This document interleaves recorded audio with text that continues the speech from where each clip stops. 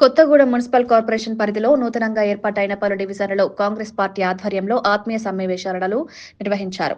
16, 17, 18, 24, 51, 52 డివిజన్లలో కాంగ్రెస్ పార్టీ నాయకులు ఆళ్ల మురళి అధ్యక్షతన ఈ కార్యక్రమాలు జరిగాయి. ఈ సమ్మేళనాల్లో MP Ramasahayam Raghuramireddy, TPCC general secretary Nagasitaramulu, DCC అధ్యక్షురాలు దేవిప్రసన్న పాల్గొన్నారు. ఈ సందర్భంగా వారు మాట్లాడుతూ రానున్న కార్పొరేషన్ ఎన్నికల్లో కాంగ్రెస్ పార్టీ విజయమే లక్ష్యంగా అందరూ సమిష్టిగా పనిచేయాలని సూచించారు.